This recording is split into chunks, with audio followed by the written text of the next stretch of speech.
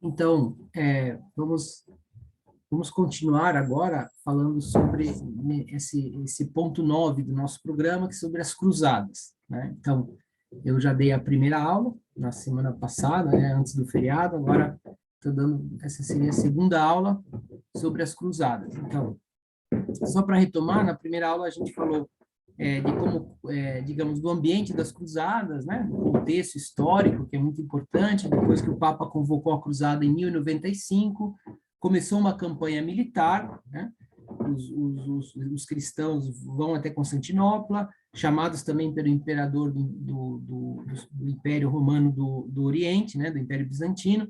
Eles atacam, por exemplo, Niceia, que era uma fortaleza muçulmana, invadem Dorileia, né, depois vão até Antioquia, depois descem até Jerusalém, tá? Então, no ano 1099, os cristãos tomam Jerusalém. Eu tinha parado aí, né?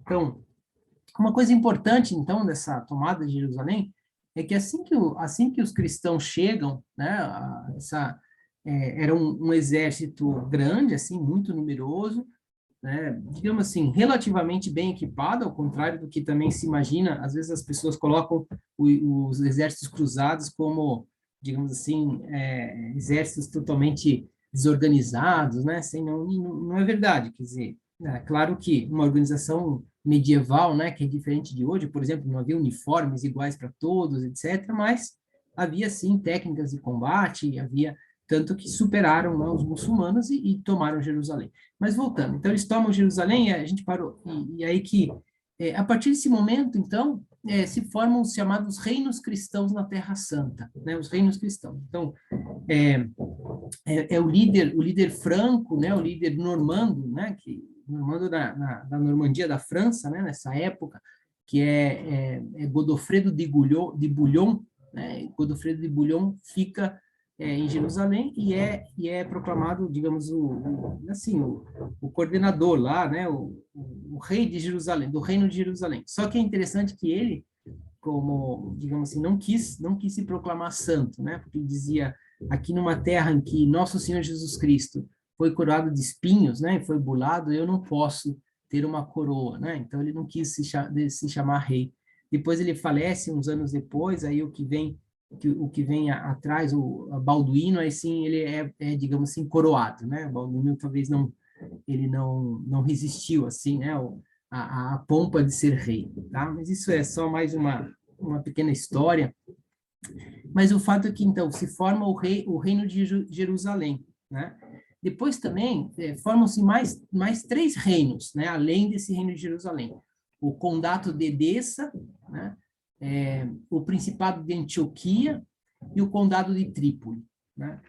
Aliás, eu queria até aqui mostrar para vocês, eu vou compartilhar a tela, um pouquinho o mapa, né? Para vocês terem uma ideia, acho que é muito, muito útil, né? Deixa eu ver se aqui, ó, ótimo, esse mapa é muito bom. Então, esse é um mapa muito, muito bom. Embora, enfim, eu poderia até, não sei se eu consigo aumentar. Bom, espero que vocês... Bom, aqui pelo menos dá para ver, aqui ficou pequeno, né? Esse mapa eu posso... Bom, mas enfim, tanto aqui só para vocês verem, né? O reinado de Jerusalém, então, Jerusalém está aqui, né? Jerusalém, então, forma todos os reinados. Depois, o condado de Trípoli seria onde é a atual cidade de Trípoli, libanesa, né? Tá? Então, que era um porto importante. Depois, o Principado de Antioquia, né? Antioquia era a principal cidade na época, né? Nessa região. Só para vocês terem uma ideia, mais ou menos, Antioquia era a maior cidade de longe, tinha 40 mil habitantes, né? Que para os nossos números hoje é muito pequeno até, né? Ela tinha sido até maior, né? Antes, nós estamos agora no ano 1099, ano 1100, então, de fato, é uma cidade pequena. Depois, bom, e o condado de Edessa, tá vendo? Então, são esses três condados, são os reinos cruzados, ou os reinos cristãos na Terra Santa, tá? Então, só para vocês terem uma ideia, porque agora a gente vai falar de Edessa, ó, Edessa está aqui, é uma cidade importante também, Antioquia, eu falei 40 mil, Jerusalém tinha por volta de 12 mil habitantes, né? Depois Trípoli por volta de 8 mil, mais ou menos, né? Edessa também era depois, acho que chegava a 24 mil, tá? Seria a segunda cidade mais importante.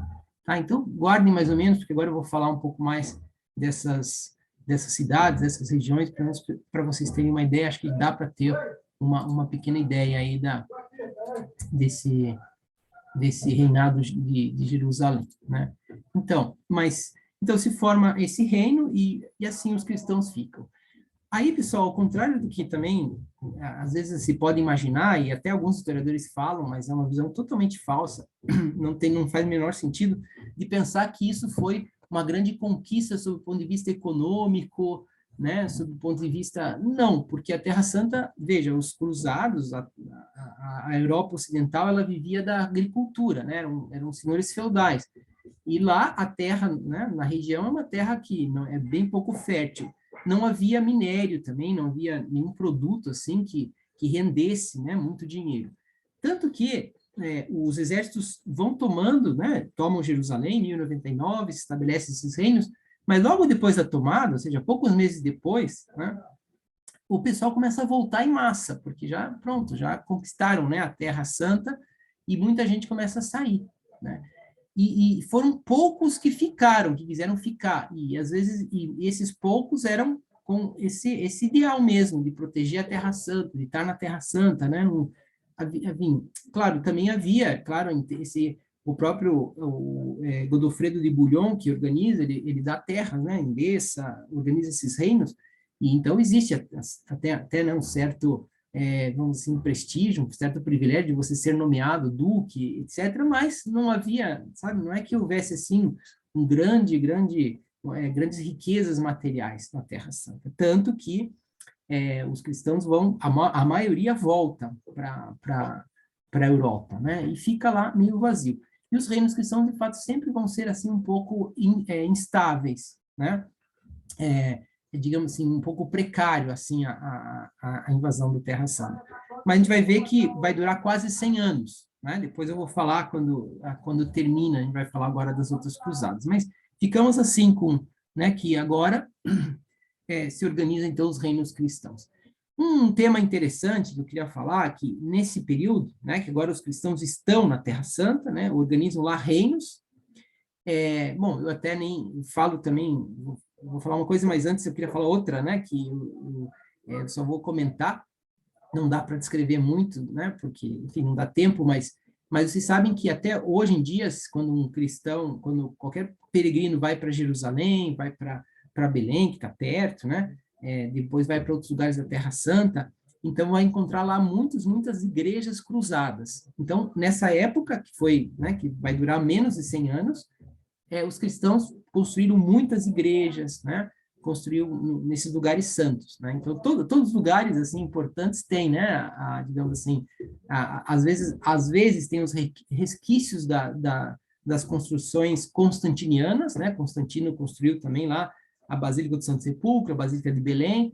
Depois foram destruídas, né? Pelos muçulmanos a partir do século VII, a partir do ano 600, né?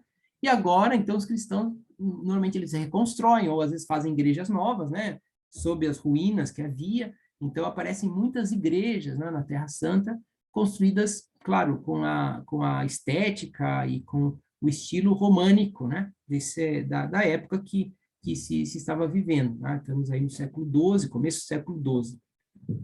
Mas aí eu queria falar outra coisa, né, que eu queria agora comentar, que vai ser nessa época em que os cristãos estão presentes na Terra Santa que surge a necessidade de defender essa terra, né? Defender contra os ataques muçulmanos continuavam, né? Digamos, eles estavam também enfraquecidos, os muçulmanos estavam divididos entre eles, né? Não havia uma unidade, havia, sei lá, por exemplo, o povo no Egito, havia os turcos seljúcidas, havia os outros reinados, assim, os califados, que chamam muçulmanos, e eles estavam divididos, né? Então, eles não conseguiam se reunir, assim, para combater os cruzados, por isso que os cruzados tomaram. Mas sempre havia, né? Às vezes, digamos, pilhagens e ataques, então você estava como se fosse um território militar, que exigia a defesa. E foi aí que aparece a figura do monge guerreiro, né? É aí que surgem as ordens de cavalaria, né? Então, eu vou comentar, né? A primeira delas talvez tenha surgido logo ao princípio aliás, os historiadores não sabem exatamente bem o ano que surgiu, como, né? Mas o fato é que apareceu uma que surge no chamado Hospital de São João de Jerusalém. Na época, o hospital era mais parecido com hospedaria, né? Onde as pessoas ficavam para descansar e, em geral, os feridos também eram levados para os hospitais, porque precisavam cuidados especiais, né? Então, mas tinha essa ideia um pouco mais ampla, né? Não é um hospital como a gente entende hoje, que é super especializado, né? Simplesmente na saúde ali, alguma cirurgia, alguma coisa, a pessoa já vai para a enfermaria, para casa. Na época era mais amplo.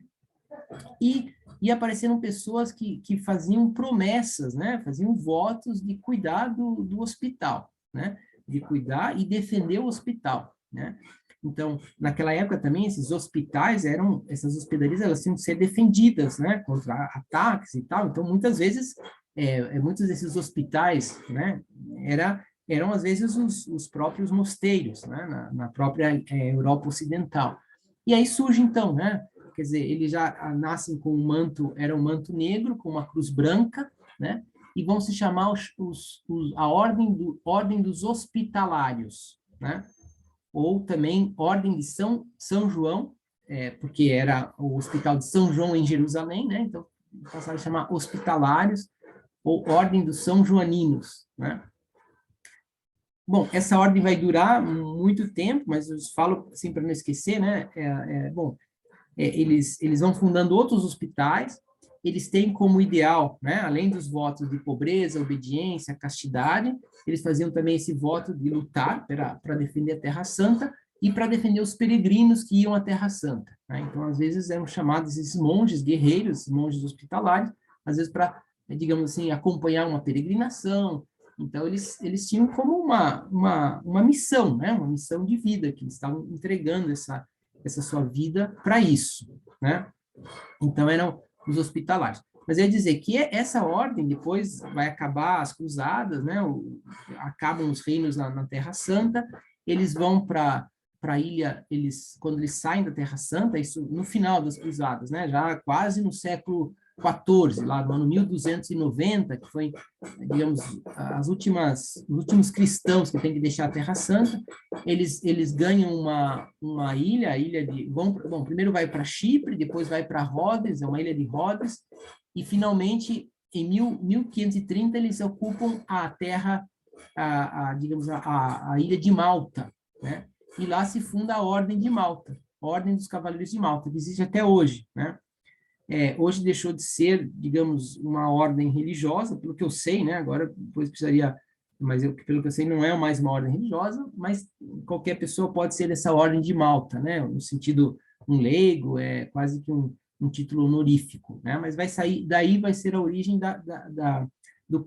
de Malta, né? A ilha de Malta, que de fato é considerado assim o país do ponto de vista de porcentagem, pelo menos isso eu tenho essa informação de mais ou menos já uns 10 anos atrás, mas é o país mais, assim, em porcentagem, com o maior número de católicos, ou seja, lá é 99,9% de católicos, porque digamos assim, toda a ilha mesmo é católica, não tem assim outras religiões. Depois o segundo país seria a Itália, mais ou menos, né? Assim, no sentido de porcentagem, a coisa de 90 e poucos por cento.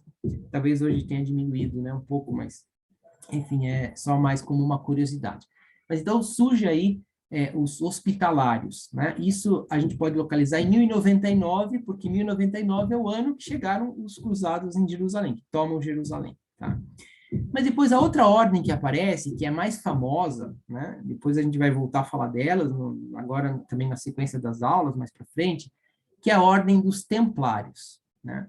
Essa tem uma história um pouco mais conhecida, que é um grupo de 8 cavaleiros que se reuniu nos recintos do Templo de Jerusalém, né? A gente lembra que o Templo de Jerusalém, vamos dizer assim, tinha sido destruído, né? Mas havia a grande esplanada do templo, que era impossível destruir, né? Porque era uma grande, digamos assim, como um grande platô, assim, que tinha sido feito, mas os muçulmanos tinham construído lá em cima desse platô, né? A Mesquita da Rocha, né, que até hoje existe lá, depois foi reconstruída, mas então lá havia ruínas e tal, então eles construíram lá e decidiram morar lá no templo para proteger o templo de Jerusalém, como um símbolo, né, de proteger a cidade. E fazem esse voto também, né, de lutar sempre por isso, e nasce o hábito deles, que é um hábito branco com uma cruz vermelha, né? De fato, os templários foi a ordem que mais cresceu, né? Que mais se desenvolveu, que eram guerreiros mesmo, né? Então, e todos os lugares dos reinos cristãos, eles chamavam os templários para proteger o reino, quando tinha batalhas, então chamavam os templários, às vezes, para coordenar essas batalhas, eram como oficiais, né? Devemos lembrar também que os exércitos na Idade Média não eram exércitos muito treinados, né? Quer dizer, você reunia pessoas, homens que eram capazes de lutar e eles lutavam com as armas que tinham, que normalmente era a besta, né? Que era uma espécie de arco assim um pouco mais desenvolvido, então atirar a besta não era tão complicado. Só que você tinha os cavaleiros, né? Os cavaleiros eram aqueles que sabiam usar as armas, aqueles que coordenavam as tropas, né? E os templários eram homens treinados para isso, né? Que ficavam treinando, passavam a vida inteira treinando eram combatentes mesmo, né? E a disciplina era muito rígida, né? Dos templários, né? Digamos, de fato eles viviam mesmo, né? A pobreza, a castidade, etc. Mas é a questão que os templários, veja, na época eles, justamente porque eles estavam vivendo assim digamos, das guerras e tal. Evidentemente, eles, né, como os oficiais, eles acabavam recebendo e tendo, né, gerenciando muitas terras, muitas riquezas. Por exemplo, os templários, digamos, eles serviam como banco também. Por exemplo, se um nobre da Europa queria ir até a Terra Santa, ele precisava levar muito dinheiro, mas e dinheiro era dinheiro metálico, né? Sei lá, moedas de ouro, moedas, não havia outra forma, né? Não havia cartão de crédito, não havia isso, né? Então, claro, era super perigoso, porque se eles, né, às vezes até mesmo dentro da Europa, sei lá, um bando lá de ladrões atacava, tomava o dinheiro. Então, eles convocavam os templários para, às vezes eles depositavam, eles davam o dinheiro para os templários, né, para ele resgatar lá na Terra Santa, entende? Então, se ele dá lá o dinheiro, fala, então, vocês ficam aí, eu, quando chegar lá, eu resgato, como vira uma espécie de banco, né? Enfim, então, os templários, de fato, foi uma ordem que se enriqueceu muito, tá? Mas se enriqueceu muito. E depois eu vou voltar a falar deles, né? Agora, enfim, nas outras aulas, porque vai ter toda uma disputa aí com o rei da França, que vai dissolver a ordem templária para tomar os seus bens. Mas o fato é que eles passam a partir eu não sei se eu falei o ano, no 1118, né? No ano 1118 é fundado, então, eram 8 cavaleiros, né, que decidiram fazer esse voto também de lutar sempre, né, pela Terra Santa, para proteger a Terra Santa, além dos votos de religiosos, de todos os religiosos, né, a pobreza, a castidade, a obediência. Para você ser templário, se exigia mesmo um treinamento, se exigia que tivesse boa saúde, que tivesse determinada idade, não eram pessoas muito jovens não poderiam ser, também nem muito velhas, né? Ou seja, pessoas já experientes. Então, e de fato teve muito sucesso, quer dizer, foram milhares de pessoas que entraram nessa ordem, né, dos templários. E mais tarde também surge uma terceira ordem, também conhecida, que é a chamada Ordem Teutônica, né? Que foi fundada não em Jerusalém, mas em São João de Acre, tá? Que é um porto que vai ser importante, que vai ser, inclusive, o último pedaço de terra que os cristãos vão ficar, né? São João de Acre. Atualmente chama Acre, a cidade, simplesmente. Então, lá, como a ordem dos hospitalários, dos templários, era uma ordem mais, digamos, a maior parte das pessoas que entravam eram franceses, né? Eram normandos, né? Pessoas assim desse mundo um pouco mais latino, digamos assim. Então, os alemães que iam para a Terra Santa criaram uma outra ordem, que é chamada Ordem Teutônica, né? Que ficou, digamos assim, mais como uma ordem, também uma ordem guerreira, de monges guerreiros, né? Mas, digamos, mais mais alemã, né? Porque falavam alemão e tal, então, de fato, havia necessidade, assim, de fundar uma nova ordem. Tá? Essa ordem ela vai terminar só bem mais tarde, sabe? 1525, né? Que, digamos que, enfim, a ordem vai se secularizando e ela passa a ser mais para frente, né? Quando ela continua na Alemanha e aí quando tem a Reforma Protestante ela se dissolve, né? E desaparece, né? Mas enfim, Bom, então, esse é interessante para entender, né? O que foram as chamadas ordens, as chamadas ordens de cavalaria, né? Então, que é os hospitalários, os templários e a ordem teutônica, né? Os teutônicos, né? Que significa alemães, né? Então, bom, e aí começa, né? Aí vai, veja, aí já são algumas gerações que ficam, né? Em concreto, sei lá, 3 gerações, né? Então, estamos desde o ano 1099, então, ano 1100, né, 1140, 1150, esse reino de Jerusalém vai permanecer até a retomada pelos bizantinos no ano 1187, tá? Que eu já vou voltar a falar delas. Bom, então fica assim, tá? Essa foi a primeira cruzada, surgem as ordens militares e eles têm já ali uma presença na Terra Santa. Mas agora, acontece, então, agora continuando assim um pouco o nosso fio cronológico, né? No ano 1144, provavelmente no final desse ano, então, a cidade de Edessa, lembra que eu falei dos os quatro reinos, né? Jerusalém, Antioquia, Trípoli e Edessa. Edessa era uma cidade, né, importante, quer dizer, depois de Antioquia era maior, uma cidade com 24 mil pessoas, um condado importante, mas no ano 1144, os turcos tomam essa cidade, né, a cidade de Edessa, e cai esse condado de Edessa, né, um dos reinos lá de Jerusalém. Essa notícia chega no Ocidente, no ano 1145, né? E nesse mesmo ano, o Papa Eugênio III ele convoca uma segunda cruzada, né, para retomar Edessa das mãos dos muçulmanos, né? Também eles se dão conta que, como eu tinha falado, né, que essa defesa de Jerusalém, dos condados, era precária, que havia pouca gente, né? Então, que era necessário reforçar os exércitos, irem para a Terra Santa, né? Então, o Papa convoca uma segunda cruzada. Só que dessa vez essa cruzada não é tão assim acolhida diretamente pelo Papa. E aí vai ser que entra um personagem interessante na história das cruzadas, que esse Papa que convoca viu que a coisa não ia digamos assim, não ia pegar muito, então ele chama um santo que tem um grande prestígio na época, né, muito conhecido pela sua pregação, que é São Bernardo de Claraval, né?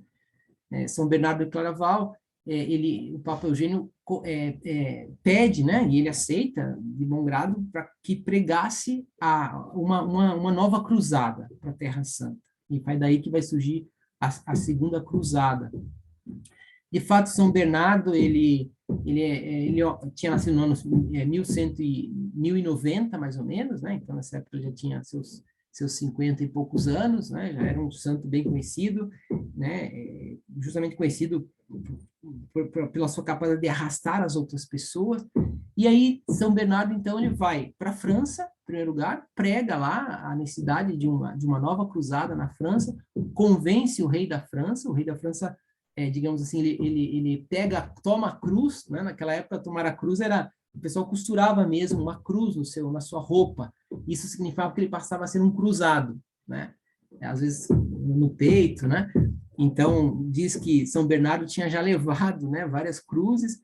As pessoas que foram escutar São Bernardo já sabiam que que São Bernardo ia convocar, ia dizer para eles partirem para as cruzadas, então já estavam mais ou menos já mais convencidos pelo fato de São Bernardo, né, ter ido lá, né? E de fato vai muita gente escutar São Bernardo digamos diz que acabam as cruzes que ele tinha levado de pano, né, para costurar, e ele diz que pega o seu próprio manto e começa a tirar do seu manto novas cruzes aí, né, para que o pessoal pudesse costurar. Então nasce um exército francês. Depois São Bernardo vai, liderado por Luís VII, rei da França. Depois São Bernardo vai para a Alemanha, né, e faz a mesma coisa. E lá convence digamos, o rei, né, na Alemanha não havia um reinado unificado como na França, né, mas convence Conrado III, né, que eu acho que é da Baviera, se não me engano, né, um dos reinos, né, importantes lá na região da Alemanha. Conrado III aceita a cruzada, então forma um novo exército, né, e ele convence também o seu sobrinho, que é Frederico Barba Ruiva, né, que estava em Nápoles. Então você vê que mas enfim, mas o importante o seu sobrinho Frederico Barba Ruiva vai junto com depois ele vai ser importante, mas ele vai junto com Conrado III. Bom, o que importa é que, daí no ano 1147, ou seja, 2 anos depois, eles partem 2 exércitos, né, mais ou menos bem equipados, um da França e um da Alemanha, em direção à Terra Santa. Mas aí a gente começa a ver os problemas. Os bizantinos, né, que recebiam sempre esses cruzados, não apoiaram tanto. Eles tinham acordos, estavam sempre fazendo acordos com os muçulmanos, com os turcos e tal. Digamos assim, eles não, dessa vez eles não esperavam a Segunda Cruzada, foi algo que veio direto do Ocidente. Então, tipo, o próprio imperador bizantino, ele não queria problema pro lado dele, então ele fazia acordo às vezes com os próprios muçulmanos, né? E claro, ele sempre, teoricamente, ele é cristão, né? Digamos assim, ele estava acolhendo esses, sempre, né? Tinha esse dever, digamos, moral de acolher os cruzados, de ajudar, né? Com comida. Então ele fazia isso, mas às vezes ele ficava torcendo para que os cruzados pudessem ser mortos, ser vencidos, para ele não ter problema com os turcos, porque de fato, né, digamos, quando eles chegam lá em Constantinopla, esses exércitos cruzados, que vai ser no ano próprio 1147, já fazia uns anos que o próprio imperador tinha feito acordos, né, de paz, né, com os exércitos muçulmanos, né? Ele tinha perdido lá Edessa, né, que é uma cidade importante, mas, bom, tudo bem, vocês ficam aí com Edessa, mas vocês não invadem aqui os meus territórios mais próximos de Constantinopla. E por isso ele também não quis apoiar muito os cruzados, não, né? Então, foi esse o problema. E depois, esses reis, na medida que iam chegando próximo, eles queriam chegar até Edessa, eles foram atacados pelos turcos no caminho, né? E, de fato, o exército foi aniquilado, né? Quer dizer, não todo, mas parte do exército. Primeiro, o de Conrado III, que era um soldado mais experiente, um cruzado mais experiente, ele tinha mais de 50 anos, né? Luís VII era menos experiente, mas enfim, eles perdem as batalhas antes de chegar em Edessa. Então, não chegam em Edessa. Edessa continua na mão dos muçulmanos. Então, a gente pode dizer assim que a Segunda Cruzada ela fracassa. Esses reis aí vão, né, o Conrado III, o Luís VII, eles vão até Jerusalém. Jerusalém está na mão dos cruzados agora, eles se reúnem lá e decidem, então, reunidos, eles decidem atacar Damasco, né? Damasco é uma cidade também que está mais perto, né, do que de Edessa, né? Está mais nesse condado de Antioquia, mas também fracassam no ataque a Damasco e desistem, né? Desistem e voltam para o Ocidente, digamos assim, e fica por isso mesmo, né? Que a Segunda Cruzada ela fracassa. E por isso, né, passa a ver a necessidade, quer dizer, mas eles se dão conta, né, de que, como dizia, a defesa ali de Jerusalém, dos outros territórios, era uma defesa precária. Bom, no ano 1187, né, só para vocês terem, acho que é bom, então, vamos assim, tudo isso aconteceu, só voltando à Segunda Cruzada, ela parte da Europa no ano 1147, acontece todas essas batalhas nesse ano e no ano seguinte. Então, no ano 1148, digamos assim, os exércitos já voltam, né? E fica por isso mesmo, tá? Então, 1148. Depois, no ano 1187, né? Aí, né, temos aí 40 anos depois, então surge um grande militar, um grande líder militar, que é muçulmano, chamado Saladino. Saladino, ele era curdo, mas ele estava digamos, ele era califa lá do reino seljúcida, né? Mas, enfim, são vários reinos diferentes, acho que não vê o caso, não se preocupem, que às vezes é difícil de entender, né? Mas o fato é que ele conseguiu, Saladino, se unificar com, digamos, o califa do Egito, né, e conseguiu unificar todo o exército muçulmano, assim como uma coordenação só, né, um chefe militar só, que é Saladino. E ele consegue, então, retomar Jerusalém, né, no ano 1187. Então, nesse ano, acaba o reino de Jerusalém. E a gente vai ver que, a partir de agora, os cristãos não vão conseguir mais reaver esse reino, né, no ano 1187. Mas essa tomada de Jerusalém, claro, para os cristãos é uma humilhação, é uma desgraça, né? Puxa, tinha tomado a Terra Santa, a terra de Cristo, onde Cristo morreu, e agora volta para a mão dos muçulmanos, né? Então, isso vai gerar, então, uma terceira cruzada, tá? Então, essa terceira cruzada é interessante, que foi a mais universal das cruzadas, porque foi chamado, quer dizer, primeiro tem esse apelo, agora, vamos dizer, muito popular, né? Quer dizer, Jerusalém foi retomada. Jerusalém era dos cristãos, havia peregrinações, né? Nessa época, quando os cristãos tomam, desde 1099, havia várias peregrinações, agora se interrompem as peregrinações. Então, né, isso é um apelo muito popular e muitas pessoas vão aderir a essa cruzada. Mas eu falava que era mais universal, por quê?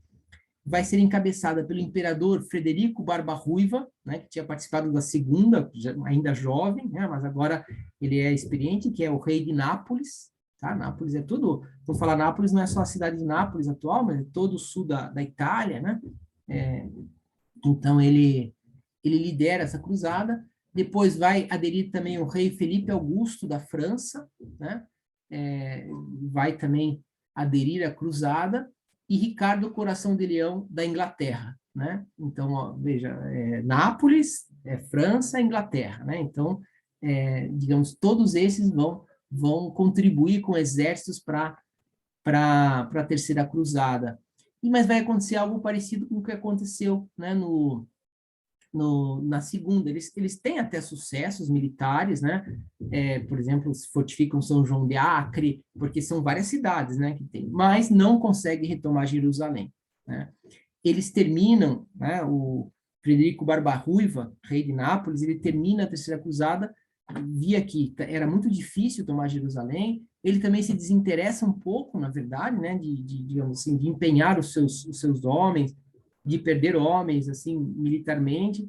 Então, resolve fazer algo mais fácil, que ele estabelece um armistício, né, uma paz, né, falar, não vamos brigar mais, com o sultão Saladino, que tinha tomado Jerusalém. E esse armistício de paz e não brigar, tinha como, né, o sultão Saladino aceita também, porque, em geral, os cruzados eles levavam vantagens contra os muçulmanos, mas era sempre essa questão. Eles não tinham como defender todas as terras, né? Então, tomavam, mas depois, né? Depois, outra vez, os muçulmanos, quando se organizassem minimamente, eles retomavam depois. Então, era complicado, né, essa situação. Mas, enfim, então, em troca desse armistício, o sultão Saladino, ele resolve permitir que se retomassem as peregrinações, tá? Então, as peregrinações cristãs voltam a ocorrer na Terra Santa, em Jerusalém, em concreto, né? Em outros lugares ainda existia. E pronto. E assim termina a Segunda Cruzada. Isso vai ser no ano 1192. Tá? Então, a Terceira Cruzada dura de 1189 a 1192. Digamos assim, sem retomar Jerusalém. Tá? Eles têm alguns sucessos parciais e conseguem esse armistício com o sultão Saladino, tá? Entre Frederico Barba-Ruiva e o sultão Saladino. Então, com isso, terminamos aqui a Terceira Cruzada, tá? Estamos no ano, lá, final do século XII, ano 1192, tá? E agora vocês podem fazer perguntas, e daí a gente retoma daí aí vou falar mais uma aula para a gente acabar esse tema das cruzadas.